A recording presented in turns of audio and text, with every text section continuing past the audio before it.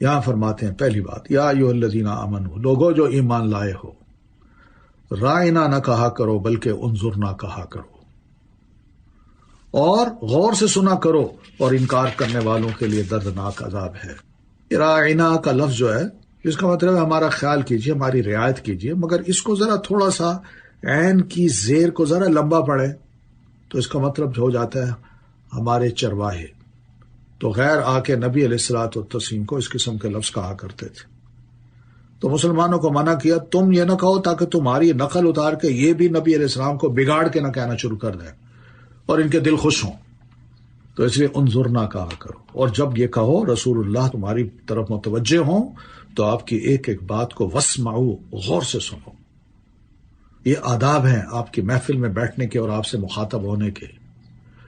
ما یود الذین کفروا من اہل الکتاب، لوگوں مسلمانوں اہل کتاب اور مشرکین میں سے جن لوگوں نے انکار کیا ہے نبی علیہ السلام کی نبوت کا، قرآن کا، آپ کی تعلیمات کا، وہ نہیں چاہتے کہ تم پر تمہارے رب کی طرف سے کوئی خیر نازل کی جائے۔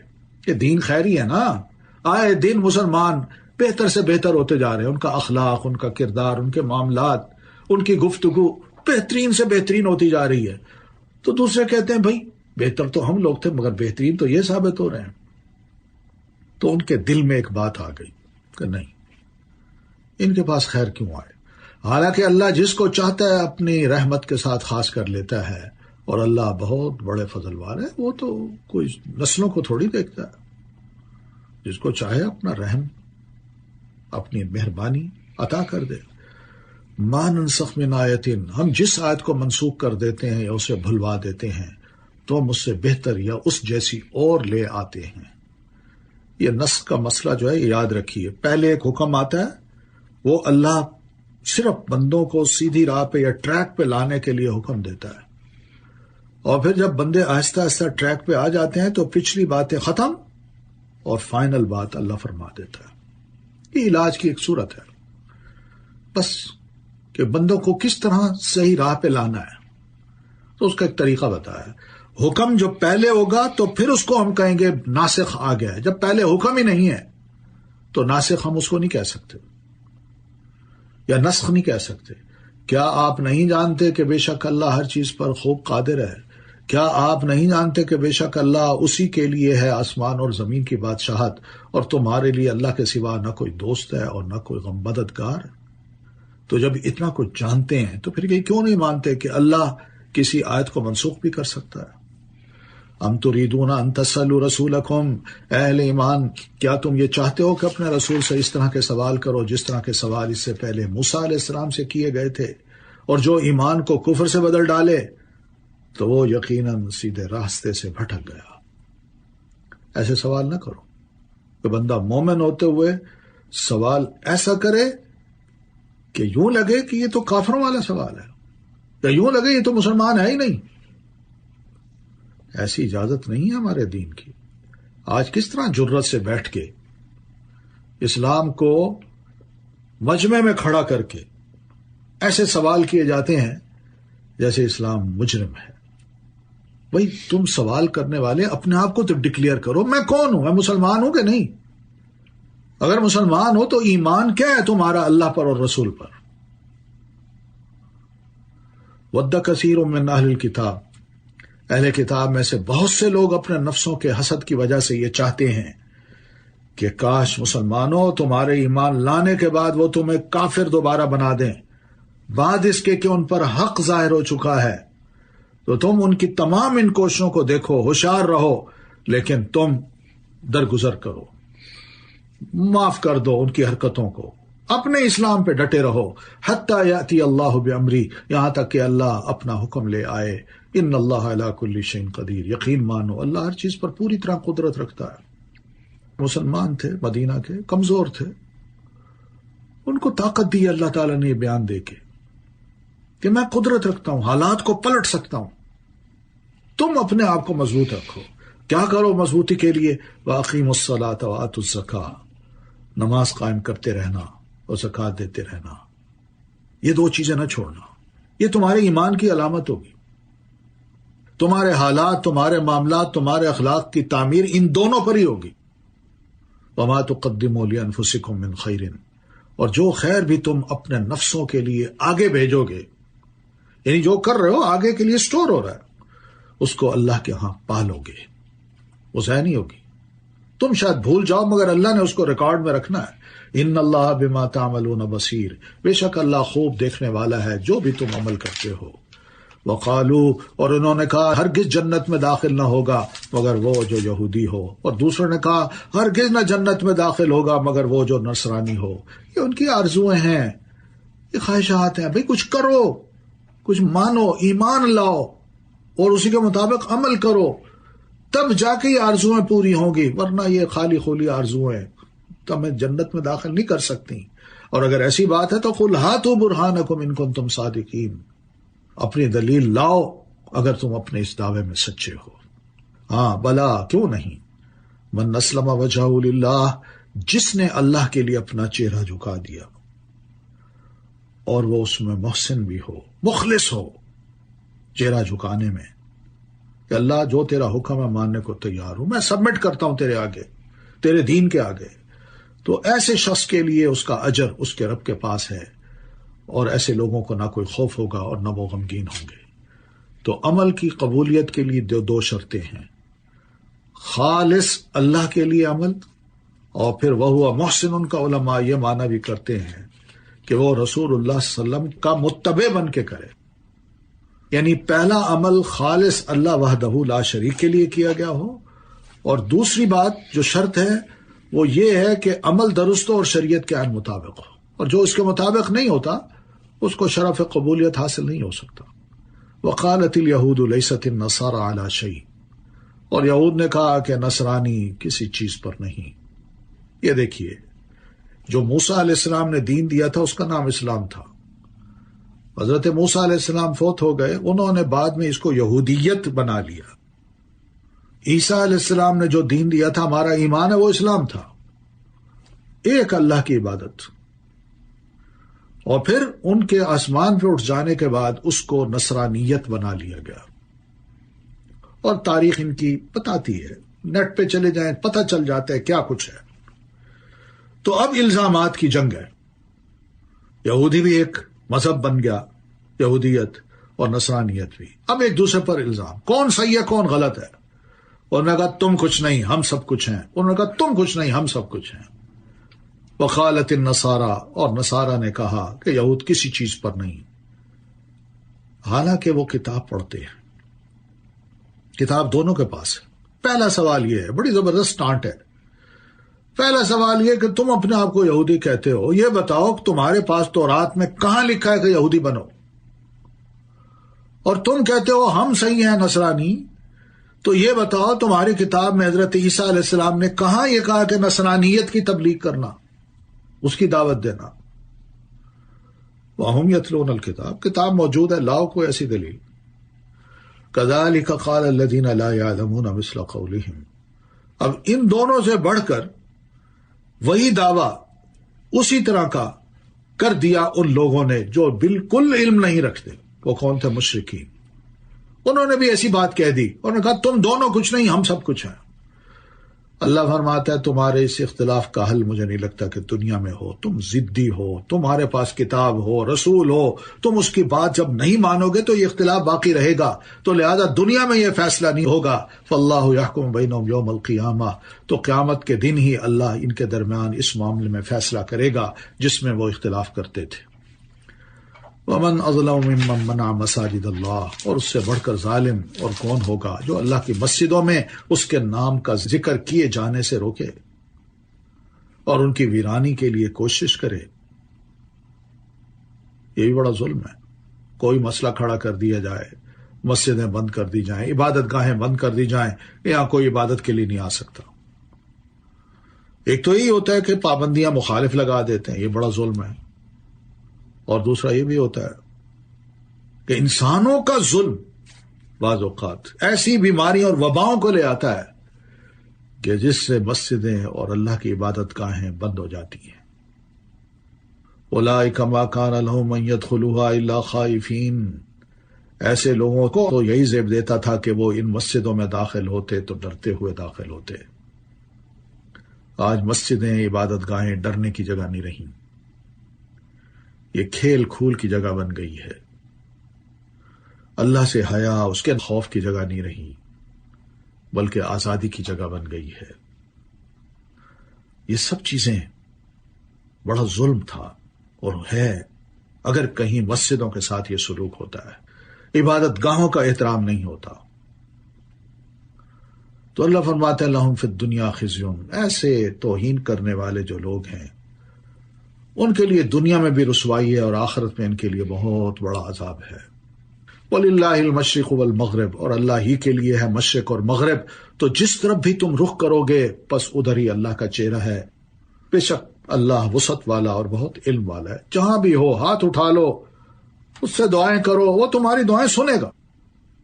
بس ایمان کی یہ علامت نہیں ہے. ایمان کی علامت یہ ہے کہ تم اللہ تعالیٰ کو اپنے دل میں کتنا مانتے ہو کہ تمہیں اللہ ہر وقت یاد آئے، اور جس حالت میں بھی ہو، جس طرف بھی تمہارا چہرہ ہو، تم ہاتھ اٹھاؤ، رو، گڑ گڑاؤ، اور اللہ تمہاری طرف متوجہ ہوگا. وقالوا اتخذ اللہ ولدا، اور انہوں نے کہا کہ اللہ نے بیٹا بنایا ہے. پاک ہے وہ، بلکہ اسی کے لیے جو آسمان اور زمین میں ہے، سب اسی کی فرما برداری کرنے والے ہیں. اللہ کو کیا ضرورت ہے کہ بیٹے بنائے؟ وہ بھائی بیٹوں کی ضرورت نہیں. بدیع السماوات والارض، تم بیٹوں کی بات کرتے ہو، وہی آسمان اور زمین کا نئے سرے سے پیدا کرنے والا ہے. اور یہ بیٹے یا اولاد جو ہے یہ تو معمولی سی چیز ہے. اور وہ جب کسی کام کے کرنے کا فیصلہ کرتا ہے تو اس کے لیے صرف یہی کہتا ہے کہ ہو جا، تو وہ ہو جاتا ہے. تو اس لیے اللہ کے بارے میں ایسی باتیں کرنا زیب نہیں دیتا جو معلومات ہی نہ ہو، ایسے خام خواہ دعوے کرنا. وقال الذین لا يعلمون، اور ان لوگوں نے کہا جو علم نہیں رکھتے کہ اللہ ہم سے کلام کیوں نہیں کرتا. اگر تم سے کرتا ہے تو ہمیں بھی بتائے کہ یہ واقعی اللہ کا رسول ہے. ہمارے پاس کوئی نشانی آ جاتی. یا اسی طرح کی بات ان لوگوں نے کہی جو ان سے پہلے تھے. ان سب کے دل آپس میں ملتے جلتے ہیں انکار کرنے کے، بہانے بنانے کے. بے شک ہم نے نشانیاں بیان کر دی ان لوگوں کے لیے جو یقین رکھتے ہیں. انا ارسلناک بالحق بشیرا ونذیرا، یقین مانیے اللہ کے رسول، ہم نے آپ کو حق کے ساتھ خوشخبری دینے والا اور ڈرانے والا بنا کے بھیجا ہے. جو ماننے والے ان کو خوشخبری دیں، جو نہ ماننے والے ان کو وارن کر دیں. ولا تسألوا عن اصحاب الجحیم، اور دوزخ والوں کے بارے میں آپ سے ہم سوال نہیں کریں گے. وَلَن تَرْضَىٰ عَنْكَ الْيَهُودُ، اور یہود و نصارہ آپ سے ہرگز راضی نہ ہوں گے یہاں تک کہ آپ ان کی ملت کی پیروی کر لیں، تب راضی ہوں گے، ان جیسے بن جائیں. کہہ دیجئے کہ بے شک اللہ کی ہدایت ہی اصل ہدایت ہے. یہ تو ہدایت کی بات ہے بھائی، تمہیں اگر نصیب ہو جائے تو بہت اچھی بات ہے، نہیں ہوتی تو کیا ضرورت ہے یعنی اس طرح کی ناراضگی کا اظہار کرنے کی. اور اگر آپ نے اپنے پاس علم آ جانے کے بعد ان کی خواہشات کی پیروی کی، ان جیسا بننے کی کوشش کی، تو آپ کے لیے اللہ کی طرف سے نہ کوئی دوست ہوگا نہ کوئی مددگار. یہ رسول کو فرمایا ہے. ہم تو مسلمان ہیں، ہمیں بھی اللہ نے فرمایا یہی بات. الذین آتیناہم الکتاب، اس لیے کہ جن لوگوں کو ہم نے کتاب دی ہوتی ہے، یتلونہ حق تلاوتی، وہ اس کی تلاوت کرتے ہیں جیسا کہ اس کی تلاوت کرنے کا حق ہے. غور کرتے ہیں کہ اللہ نے یہ فرمایا، اللہ نے یہ فرمایا، تلاوت کے ساتھ ساتھ اس کو سمجھتے بھی ہیں یہ حق تلاوت ہے. اولئک یؤمنون بہ، یہی لوگ ہیں اس پر ایمان رکھتے ہیں، اور جو اس کا انکار کرتے ہیں دراصل وہی لوگ خسارہ پانے والے ہیں. یا بنی اسرائیل، اب پھر فرمایا بنو اسرائیلیو یاد کرو میری اس نعمت کو جو میں نے تم پر انعام کی، اور بے شک میں نے تمہیں تمام جہان والوں پر فضیلت بخشی تھی. اور ڈرو اس دن سے جب کوئی نفس کسی نفس کے کچھ کام نہ آئے گا، اور نہ کسی سے بدلہ قبول کیا جائے گا، اور نہ کوئی سفارش اسے فائدہ دے گی، اور نہ ہی وہ مدد دیے جائیں گے. پھر نصیحت کی جا رہی ہے، ٹھیک کر لو اپنے آپ کو، مت جیو اپنے بزرگوں پہ کہ وہ ہم ان کی اولادیں ہیں، ہم بخشے جائیں گے. نہ، جنت ہمارے لیے ہمیں عمل کرنے کی کیا ضرورت ہے؟ نہ بھائی، کچھ خود کرو. وَإِذِ ابْتَلَىٰ إِبْرَاهِيمَ رَبُّهُ بِكَلِمَاتٍ، سنو تم تو خیر اولاد ہو، ابراہیم علیہ السلام کو دیکھیے.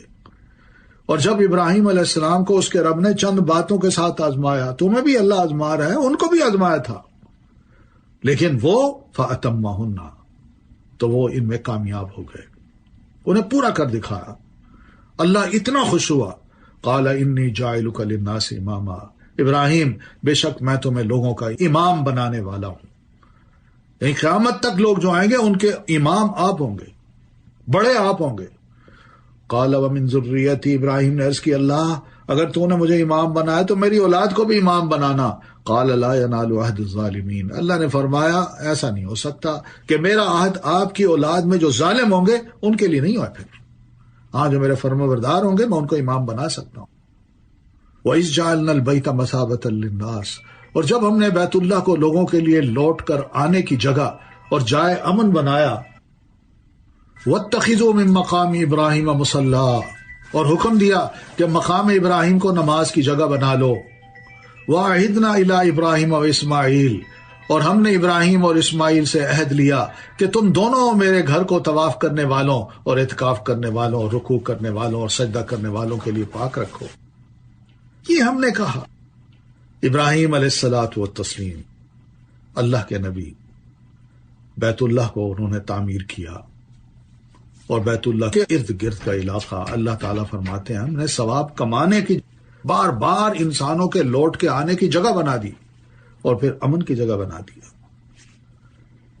اور مقام ابراہیم جہاں ابراہیم علیہ السلام نے کھڑے ہو کے خانہ کعبہ کی تعمیر کی تھی، اس کو ہمیشہ کے لیے اللہ تعالیٰ نے محفوظ کر لیا، اور مسلمانوں کو کہا اس مقام ابراہیم پر کھڑے ہو کے 2 رکعتیں پڑھ لیا کرو، تاکہ تمہیں معلوم ہو کہ خلوص کا عمل اللہ کے ہاں کیا درجہ پاتا ہے۔ اور ہم نے ابراہیم اسماعیل دونوں سے یہ عہد لیا تھا، یعنی ان سے اور ان کی اولاد سے جو ان کو ماننے والے ہیں، کہ میرے اس گھر کو طواف کرنے والے، اعتکاف بیٹھنے والے اور نماز با جماعت پڑھنے والوں کے لیے پاک صاف رکھنا، یہاں صرف میری عبادت ہو، غیر اللہ کی عبادت نہ ہو، یہاں کوئی شرک نہ ہو، یہاں کوئی بت گاہ نہ ہو۔ وَإِذْ قَالَ ابراہیم، تو یہ کام ہو گیا، اور پھر ابراہیم علیہ السلام نے ایک دعا کی تھی۔ جب ابراہیم نے کہا اے میرے رب اس شہر کو امن والا بنا، اور اس کے رہنے والوں میں سے جو اللہ اور یوم آخرت پر ایمان لائیں ان کو پھلوں میں سے رزق عطا فرما۔ اللہ نے کہا سب دعائیں قبول، مگر جس نے کفر کیا آپ کی اولاد میں سے یا یہاں کے رہنے والوں میں سے، میں اس کو بھی تھوڑا سا فائدہ دوں گا، پھر اس کو آگ کے عذاب کی طرف مجبور کروں گا، اور وہ کتنی بری جگہ ہے لوٹنے کی۔ بتا دیا، کوئی فرق نہیں رکھا۔ ابراہیم کو اللہ تعالیٰ تو یہ فرما رہے ہیں اور تم کہتے ہو ہم ان کی اولاد ہیں۔ ان کو تو صاف صاف کہہ دیا تمہاری اولاد میں اگر کوئی نافرمان ہوا، نہ میں نے اس کو امام بنانا ہے، اور نہ ہی اس کو میں نے جنت میں داخل کرنا ہے، اور نہ ہی اس کو امن کی زندگی نصیب کرنی ہے۔ دنیا میں اگر مل بھی گئی تو یہ تھوڑی سی فائدہ ہوگا، مگر آخرت میں نافرمانی کی وجہ سے میں ان کو آگ کے عذاب کی طرف مجبور کر دوں گا کہ وہاں چلو۔ وَإِذْ يَرْفَعُ إِبْرَاهِيمُ الْقَوَاعِدَ، اور جب ابراہیم اور اسماعیل اس گھر کی بنیادیں اونچی کر رہے تھے تو دونوں اس وقت یہ دعا کر رہے تھے ربنا تقبل منا، مولا ہم سے یہ قبول فرما لے، یہ تھوڑی سی محنت ہے، تیرا گھر بنایا ہے۔ انک انت السمیع العلیم، بے شک تو ہی خوب سننے والا اور خوب جاننے والا ہے۔ یاد رکھیے یہ بڑا نیک کام تھا، نیک کام کے بعد اللہ سے دعا کی جائے اور یہی کی جائے تو اللہ سنتا ہے۔ ربنا وجعلنا مسلمین لک، اب ان کی یہ دعا ہے، اے ہمارے رب ہم دونوں کو اپنا فرما بردار بنا۔ یہ اصل دعا ہوتی ہے، ہمیں اپنا فرما بردار بنا، تیری نافرمانی کہیں نہ ہو۔ ومن ذریتنا، اور ہماری اولاد میں سے بھی ایک گروہ کو اپنا فرما بردار بنا، اور ہمیں ہماری عبادت کے طریقے دکھا دے اور ہم پر مہربان ہو جا، بے شک تو ہی ہے بہت توبہ قبول کرنے والا، نہایت رحم کرنے والا۔ یہ فکر ہونی چاہیے اپنی اولاد کی کہ ہم اس کی فرما برداری بھی کریں، ہماری نسلیں بھی نیک تیار ہوں، اور ہم اللہ کی عبادت کرنے کا طریقہ بھی سیکھ لیں۔ ربنا وابعث فیہم رسولا، اے ہمارے رب انہی کے اندر، انہی میں سے ایک رسول بھیج، یعنی مکہ والوں میں سے، جو ان پر تیری آیات تلاوت کرے اور انہیں کتاب اور حکمت کی تعلیم دے اور ان کا تزکیہ کرے۔ اس کا مقصد یہی ہو، کوئی اور کام نہ ہو، وہ لوگوں کی اصلاح کرے، اس کو بادشاہت کی خواہش نہ ہو، اور انہیں کتاب اور حکمت کی تعلیم دے، ان کا تزکیہ کرے، اندر سے ان کو پاک صاف کر دے، وہ تیرے بندے بن جائیں، تیری محبت ان کے دلوں میں ہو، غیر اللہ کی محبت نہ ہو۔ بے شک تو ہی ہے غالب، بہت حکمت والا۔ وَمَن يَرْغَبُ عَن مِّلَّةِ ابراہیم، اب ان تعلیمات کے بعد کون ہے جو ملت ابراہیمی سے بے رغبتی کرے، منہ موڑے؟ الا من صفی نفسہ، منہ وہی موڑے گا جس نے خود کو احمق بنا لیا ہو۔ تعلیم کچھ ہو، ابراہیم علیہ السلام کا کردار وہ کچھ ہو، اور ان کی اولاد یہ کہے کہ جی ہم تو انہی کی اولاد ہیں، ہم تو انہی کے بچے ہیں، ہم تو انہی کے ماننے والے ہیں، ہم انہی کی ملت پر چلنے والے ہیں۔ تو بھئی ابراہیم علیہ السلام کی ملت کو سمجھو، ورنہ یہ سب بے وقوفی کی باتیں ہیں۔ وَلَقَدْ اسْتَفَيْنَاهُ فِي الدُّنْيَا، بے شک ہم نے ان کو دنیا میں بھی چن لیا تھا، اور یقیناً آخرت میں بھی وہ ضرور صالحین میں سے ہوگا۔ کیسے وہ لوگ تھے؟ اِذْ قَالَ لَهُ رَبُّهُ أَسْلِمْ، جب ابراہیم کو ان کے رب نے کہا فرما بردار ہو جاؤ، تو قال، سنتے ہی کہا، اسلمت لرب العالمین، تمام کائنات کی ایک ایک چیز اگر رب کی فرما بردار بنی ہے تو میں پیچھے کیوں رہوں؟ میں پیچھے کیوں رہوں؟ میں بھی اس کا فرما بردار بنتا ہوں۔ وَوَصَّىٰ بِهَا إِبْرَاهِيمُ بَنِيهِ وَيَعْقُوبُ، اور ابراہیم نے اسی کی نصیحت اپنے بیٹوں کو نصیحت کی تھی، اور یعقوب علیہ السلام نے بھی کیا کہا تھا؟ یا بنی، اے میرے بیٹو، ان اللہ اصطفیٰ لکم الدین، بے شک اللہ نے تمہارے لیے یہ دین چن لیا ہے، ایک اللہ کی عبادت، اور وہی اللہ جو اپنے وقت کے نبی کو دیتا ہے، وہی نازل کر کے جو تعلیم دیتا ہے اس کو قبول کرنا، اس کے مطابق عمل کرنا، اسی کے مطابق عبادت کرنا، یہ دین اسلام ہے۔ تو لہذا فلا تموتن الا وانتم مسلمون، تمہیں موت ہرگز نہ آئے مگر اس حال میں کہ تم مسلمان ہو۔ یاد رکھیے، ہم جس عمل پہ زندہ رہتے ہیں نا تو اسی پر ہی موت آتی ہے، بس جس حالت پر ہم فوت ہوں گے پھر اسی حال میں ہمیں کل اٹھایا جائے گا۔ تو دعا یہ کرنی چاہیے کہ اللہ ہمیں ایمان کی حالت پہ موت دے، حسن خاتمہ ہو، تو موت تک رب کی عبادت کرنی ہے، موت تک یہ عہد کرنا ہے کہ میں نے اللہ کی عبادت کے ساتھ کسی کو شریک نہیں ٹھہرانا، اور مرتے دم تک اسی دین کے فرائض کی پابندی کرنی ہے، تب جا کے ہمارا کچھ شمار ہوگا صالحین میں سے۔ ام کنتم شہداء، کیا بھلا تم موجود تھے جب یعقوب کے پاس موت حاضر ہوئی؟ انبیاء کو موت بھی آتی ہے۔ اذ قال لبنیہ، جب انہوں نے اپنے بیٹوں سے پوچھا کہ میرے بعد تم کس کی عبادت کرو گے، تو انہوں نے کہا ہم آپ کے الہ اور آپ کے باپ دادا ابراہیم، اسماعیل اور اسحاق کے الہ کی عبادت کریں گے، جو ایک ہی الہ ہے، اور ہم اسی کے ہی فرما بردار ہیں۔ یہ وعدہ دیا تھا، اولاد نے کہا تھا کوئی شرک نہیں کریں گے، اسی کے فرما بردار بن کے رہیں گے۔